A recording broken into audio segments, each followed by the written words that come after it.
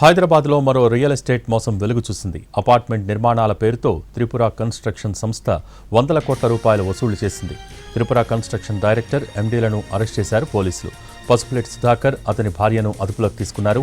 సుధాకర్ కూతురు, అల్లుడు పరారీలో ఉన్నారు. పసుపులేటి సుధాకర్ స్వస్థలం కావలి.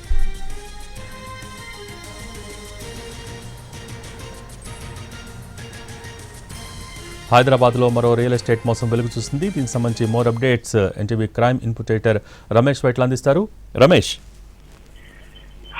జూబ్లీ హిల్స్ లోని ఫిలిం నగర్ లో ఉన్న త్రిపుర కన్స్ట్రక్షన్ సంబంధించిన డైరెక్టర్ ఎండీలను అటు సీషియస్ లోని ఎకనామిక్ అఫేర్స్ వింగ్ అధికారులు అరెస్ట్ చేయడం జరిగింది. వాళ్ళైతే అరెస్ట్ చేసి రిమాండ్ పంపించారు.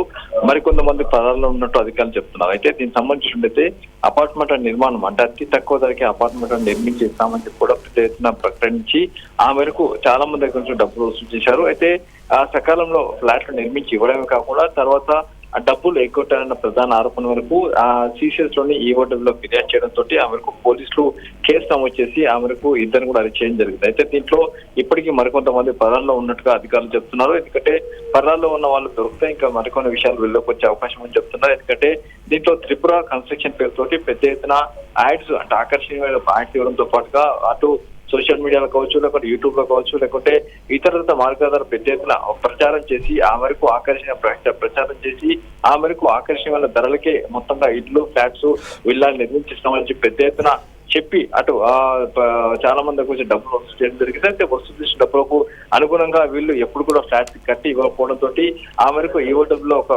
బాధితులు ఫిర్యాదు చేసి ఆ మేరకు పోలీసులు కేసు నమోదు చేసి ఇద్దరిని అరెస్ట్ చేశారు. మరో ఇద్దరు కోసం కూడా గాలిస్తున్నట్టుగా అధికారులు చెప్తున్నారు. అయితే వీళ్ళిద్దరు కూడా కస్టడీ తీసుకోవడానికి ప్రయత్నం చేస్తున్నట్టు అధికారులు చెప్తున్నారు. Okay, thank you Ramesh.